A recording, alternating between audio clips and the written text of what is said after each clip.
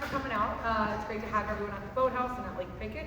Hopefully you've learned how to get here. So shout out to the Orlando invite, April 17th, 18th, and hope to see you all back then. The team is looking really strong this year. We're working really hard. There's been a lot of personal growth and improvement, obviously not without struggle, but yeah, we're excited for the season to come and getting prepared as we can for our season opener with JU on March 13th. So that'll take any questions you all have like that. Coach, coming off of a program that best at the NCAA Charter Championships in just your second year here, how do you kind of handle accomplishing something like that so early in your tenure here, and how do you follow that up? Yeah, I think for us, our focus is always moving to the future. It doesn't really matter what we did last year. It matters what our goals are and what we're preparing to do for the next year.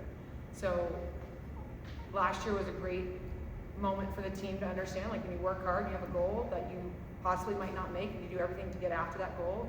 When it happens, that is one of the best feelings in sport that there can be. Like when it's not an accident, it was a lot of work, it was a lot of focus, a lot of drive to get there. So then moving forward, it's like we need to take those lessons and apply them to this year with hopefully a fitter, stronger, faster, more aggressive team. Other questions? Don't be shy. You bring back Hannah Lovejoy, Big 12 Rower of the Year, honorable mention, All-American, All-American, of course, not something UCF rowing has had much of over the years. What's it like to have her back along with several other All Big 12 rowers for another season? We're really excited to have our senior class returning, and we also have 2 fifth years that agreed to. They were able to redshirt an earlier year of their career, so they're coming back for a 5th year. With Hannah, it's been really helpful. She was out for a little bit in the beginning of the year, and for the team to see what a team is without Hannah Lovejoy was a really good lesson for them to learn, so that they're knowing what she brings to the team and how much value she adds for next year's class, because we are going to have to one day go on without Hannah Lovejoy. And we struggled, I would say, in those first few weeks without having her at practice every day and helping the team be really focused in on what we are trying to achieve. So we're really lucky to have her leadership back, absolutely, and her just raw athleticism. She is just someone who continues to work and grind no matter the challenge or what might there be at stake. And for younger athletes, and even similar age athletes, to see someone do that and be so brave and bold in that endeavor is really positive. Not just for her own athletic career, but for the team. So there's also Madison Lovejoy on the team as well. Any relation there? With Maddie Lovejoy? Yes. Yeah, it's her younger sister. What's it like to bring her into the squad? I don't know if Ray of Sunshine does it justice. Maddie Lovejoy is someone who makes it her life's work to bring other people up. And I think, yeah, we see that day in and day out, and she's already had an impact on the attitude and the vibe of the team. And when we're recruiting athletes, we say, okay, from day one, you might not be able to have the best, like the highest impact on our boat speed, but the hope is that from day one, you can come in and improve the culture and help the culture move forward and what we want to become and be. And I say without a doubt, Maddie Lovejoy was able to do that day one. Come on, somebody else. Yeah. So you just mentioned recruiting briefly. Your roster's made up a lot of international recruits. How do you go as far as finding out who you want to recruit on the international stage? Yeah. Well, there's a lot of homework that gets done by our associate head coach, Mark Martinson, and one of our assistant coaches, Tess Thompson. They really head up a lot of the international recruiting. It's a lot of digging through results on international pages. It's using our current international athletes to find people, not to find people, but to let us know if there's someone that they know back home that has been really impressive, or for us to ask about, hey, do you know this kid? And what kind of race is this? Is this a high-level race? Just to get some context for the results that we're seeing. And it's also, so much is just done over Zoom now, like meeting the athletes. Those first few phone calls are really important just to get a sense of who they are, what they're excited about. Are they excited about what we're doing here? And for some of them, we're able to bring them over on trips. Sometimes the logistics of that doesn't work out. Like we have a handful of athletes from our first year that we recruited that are now sophomores that didn't come over to see it, but they've had huge impacts on our team because they were really honest about what they wanted to get out of a college rowing career, and it matched up really well with what we're doing. So it's a lot of just digging and work and communicating and just trying to be as open and honest about the experience they're going to have. And since your roster is made with so many international recruits and we're all young people on college students, how do you go as far as making them feel at home? There's a lot of them are from across the world. Yeah, I kind of leave that to the team, I would say. A lot of them spent a lot of their time rowing in high school, so the best way for them to feel at home is to like come to practice and work hard and be a part of the team. And then outside of that, we do try to keep, freshman year, we manage the rooming situation to help them. Okay, let's make sure they have an American. Let's make sure there's someone maybe with a car, so that they're not just stuck on campus all the time. But ultimately, they're not like internationals and Americans. Like there might be more different from a kid from Seattle and the middle of Texas than there is between, I don't know, a kid from Florida and a kid from Serbia. Like it's personality goes a long way. Nationality at some point kind of stops being the main focus. It really is like how interested are you, how invested and passionate are you about practice and the sport, and that bonds them initially. And then from there they find, okay, who likes to bake and who likes to eat baked goods and who likes, to do all the other fun stuff that they don't have time to do outside of practice. Yeah. What is the typical training you do with your athletes? It's a lot, I would say. We are a sport that generally, I think, or at head coaches meetings and we talk about the number of times we race versus how many times we practice. We probably have, I think, one of the best ratios. I think other coaches might say we have one of the worst ratios because we are using all 20 hours that we have every week of 20 hours. We row Monday through Saturday morning. Monday through Friday is 6:30. They're getting out usually by 9. And afternoons, it's every afternoon. Monday and Wednesdays, a drop-in workout they do either here on their own. Tuesday, Thursday, they lift. Friday afternoon, they're back here going hard on the rowing machine, on the erg indoors, right where you all are sitting. And then Saturday is a longer practice. We take a break halfway through, so they're here probably until about 11:30 or 12. So it's a big time commitment in just being here, but outside of that, they're doing exercises, they're doing prehab, they're doing rehab, they're making sure they're getting to bed on time, because being an athlete on this team is so much, on any rowing team I would imagine, is a bit of a lifestyle choice, because everything you do outside of practice is going to affect practice. So being mindful about the amount of sleep, what you're eating, all that stuff is going to affect what you do the next day. So it's not really just the 20 hours that they spend on the water or on the erg. It is all the decisions they make in any given time. Question? Yeah. I wanted to ask you about the new regulations coming into the 2028 Olympics. We're switching from the 2,000 meters to 1,500. Oh yeah. So I want to ask, how are you going to balance that with rowers that are more explosive against the ones that are like they keep the rhythm in long distances? Yeah, great question. We're really lucky that the NCAA conference doesn't have to accommodate the Olympics length. So with the Olympics length changing, we get to stay at the 2,000 meter race. I think if we had to move to 1,500, that would be an incredible, well, I feel like they probably like that in a certain way, some athletes more than others. But luckily we get to keep training for the full 2,000 meter event. What do you think defines this UCF team, and what makes this team different than any other teams you've coached before? Yeah, that's a great question. The contrast compare. I think something that I really appreciate about this team is their willingness to learn and fail and get back up and go after it again. I think at the stage that we're at, there's so much learning that we hopefully are able to do so that we can continue to get better, but that's a really frustrating place to live. I think if anyone is around toddlers at any point in their lives, when they get frustrated, it's very obvious, and and it's so much worse for them because everything feels new. And for this team, and it's gone a little bit, not easier, but there's maybe less of a learning curve than maybe we had in our first year, but just it always not being enough. And their resilience in, okay, get knocked down, get back up, get after it again, is really helpful, for our continued development to getting to where we want to go. And I think they've all really bought into this idea that we're not there yet. And we'll probably never be there, because once you get there, you want the next thing, and that's why athletics is so fun, because you're never satisfied. So yeah, they're just their ability to okay, that wasn't good enough. the best thing we can do now is get after it the next day and try it again. What are your goals for this upcoming season, and how do you and your team plan on achieving those goals? Yeah, we met at the beginning of the year with what we were looking to accomplish, and I met up with some of the leaders on the team and returners on the team of like, what did we want out of this year?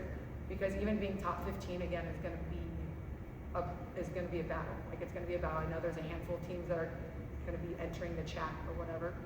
So they're all like, oh my God, coach is so cringy. Get over it. And so even just repeating what we did last year, but looking back in the past NCAA's history of, okay, if we could get this much faster, could it possibly get us into that next level? And what would that next level look like, and what would be fun to go after? Because I think any kind of goal should be something that makes you a little bit nervous to say out loud, because I don't know, you don't want to be someone that's like, I'm training for the Olympics, and you're like, have you even rowed before? But like, so yeah, we're going for top 10. Top 12 was kind of the next like natural progression. Like, okay, 15, then at NCAAs we have an A final and a B final and a C final, so it's like 6, 12, and then 24. 15th was like we knew that would be a record-breaking achievement, so we were like, let's go for that. And so we figured, let's go be disappointed not being top 10, than excited being something else. So yeah, we're gonna go after top 10 this year. Coach, your route to achieve those goals will be slightly different this time around. Aside from the Sarasota 2K, most of your schedule, in the postseason, most of your schedule is quite different from last season. Yeah. So what was it like assembling this schedule, and what were you looking for with that? Yeah, I really wanted to bring in, so for Sarasota 2K, we just knew that was going to be a great race, our second race of the season, to see a lot of really strong teams, and a lot of teams that have been on the up and up and moving forward, teams like Dartmouth and UNC, and see where we compete against them early on in the year in Alabama with their new head coach, and Tulsa as well. And then for the Orlando Invite, we knew we needed to have a home event, and in the past it's just been us in Miami, which I know this year will be a very competitive race. But we wanted to make it a bigger event, and we wanted to ensure that we got a lot of side-by-side racing in, because that was one thing. After Sarasota 2K, we never really had more than 1 or 2 boats in the same, around us in a race. So we thought if we invited a lot of teams that were of similar speed to us last year to the Orlando Invite, we would ensure, like, okay, we're going to have some pretty great racing under our belts. And then heading out to Ohio State, we were really excited to go out there just to see some crossover with a really strong Big Ten team. And then when Harvard signed on, as well as I believe UNC is coming to that now too, we felt like that was just even going to strengthen our schedule even more, with Harvard having 2 boats in the B final last year at NCAAs. But that was going to be really helpful. And then going up to Princeton is typically a top 6 team. And seeing how in the grand final last year with the 8, or in the heat with the first 8 last year, we were about to start with them in the heat. So seeing if we could maybe close the gap a little bit when we go and find them, we go and race them in the spring. Really testing your team with a lot of enough other NCAA championship teams in the schedule. Exactly. Great. Reese. In addition to the race schedule and stuff, what does success look like to you beyond race results? Yeah, I think the biggest thing is can we go faster than we did last year, and by how much?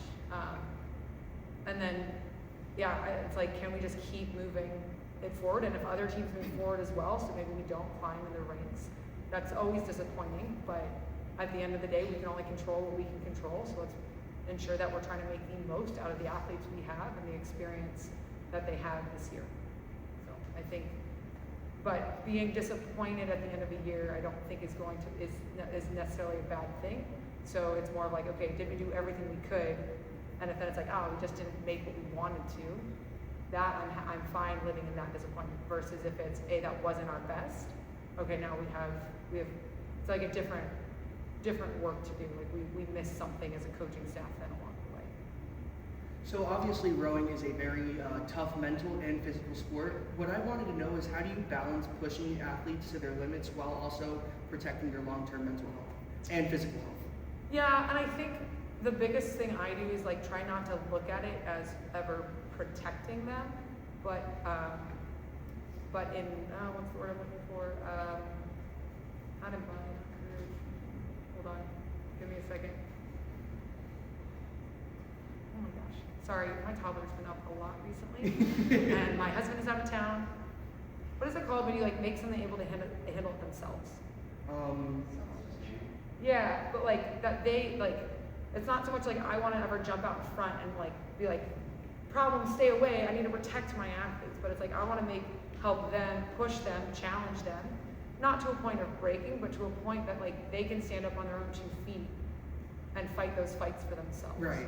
And I think there's so much talk in athletics nowadays about how do we support them, how do we help them, how do we, protect them, how to make sure they're safe all the time. But the real world isn't like if we think of ourselves as professional coaches, okay, fair enough. But if we think of ourselves as educators, then like our job is to prepare them for the world that's coming after they graduate.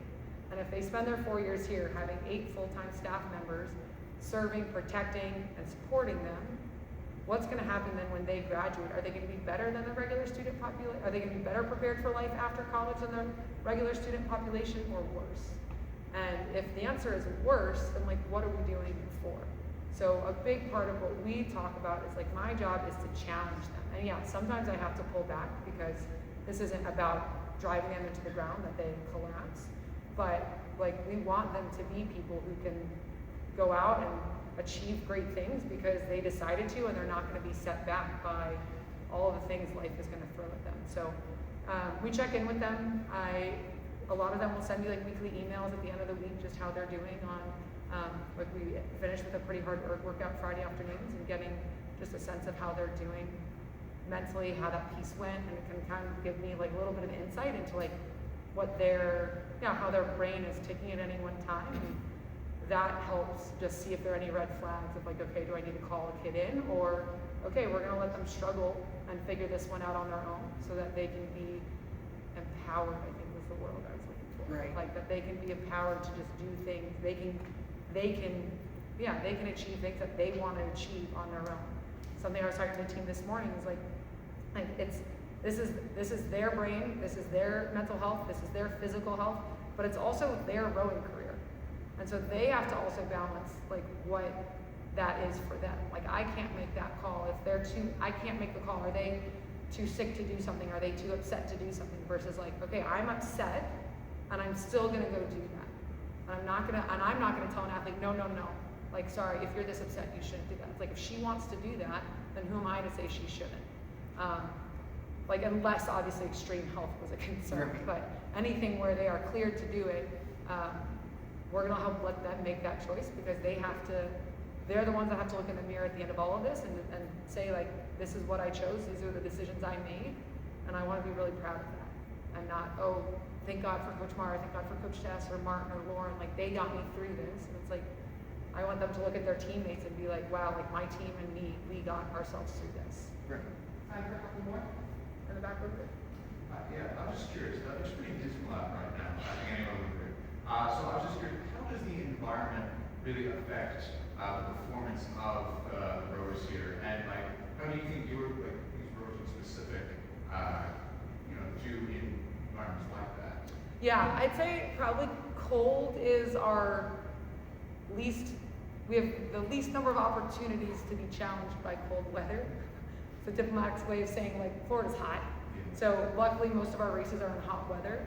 And so I think we have an advantage of training in hot weather 80% of the time because this is not fun for us. I myself have become very wimpy when it comes to this stuff. But so like on mornings like this, I'm usually the one getting up in the morning and be like, we're gonna go row. Yes. If it's not windy, we're gonna go row. It's gonna be fine. I'm like, no, I don't want to. Yes, we're gonna go row. That's what we need to do. Because like I don't like being cold, but I think the team handles it pretty well, and they handle it because they love rowing and they like being together. And so as long as I don't think it's going to injure them. If it's really cold and it's really windy, that is a recipe for backs and ribs to get hurt. So as long as it's safe to go out, or it's not going to put us a step backwards, like we're going to row. But I'd say heat is definitely more of typically the harder thing that we deal with, and I think they do a pretty great job of handling it. What was it about UCF rowing that made you decide to leave Texas and take on this opportunity? The administration and the people, I think that's the biggest one. My sports supervisor, Tim,